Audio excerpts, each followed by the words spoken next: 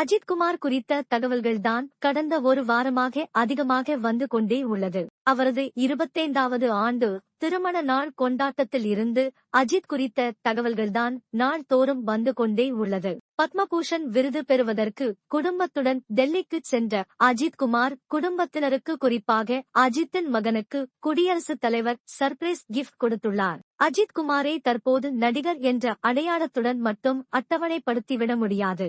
சர்வதேச அளவில் நடைபெறும் G4 ரக கார் ரேஸில் வெற்றிகளை குவித்து வரும் ரேசர், கார் ரேசிங் அணியின் உரிமையாளர் மற்றும் கேப்டன். இப்படியான நிலையில் அஜித்திற்கு கடந்த ஜனவரி மாதம் மத்திய அரசு அவருக்கு பத்மபூஷன் விருது அறிவித்தது. இது அஜித் ரசிகர்களுக்கும் அவரது குடும்பத்தினருக்கும் அவருக்கும் மகிழ்ச்சியை அளித்தது.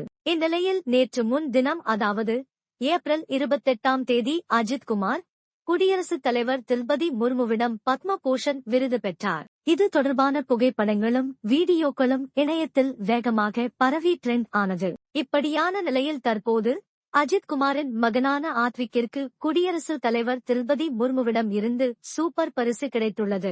அது தொடர்பான புகைப்படங்களை அஜித்குமாரின் மேலாளர் சுரேஷ் சந்திரா தனது எக்ஸ் பக்கத்தில் பகிர்ந்துள்ளார். அஜித்குமார் பத்ம விபூஷன் விருது பெற கடந்த 27ஆம் தேதி தனது குடும்பத்துடன் டெல்லிக்கு புறப்பட்டார். மேலும் அஜித்குமார் குடியரசுத் தலைவர் திரௌபதி முர்முவிடம் பத்மபூஷன் விருதினை பெறும்போது அஜித்தின் மொத்த குடும்பமும் எழுந்து நின்று கைதட்டி மகிழ்ச்சியை வெளிப்படுத்தி பூரிப்படைந்தனர். அதன் பின்னர் விருதுடன் குடும்பமாக நின்று புகைப்படம் எடுத்துக்கொண்டு மகிழ்ச்சி அடைந்தனர்.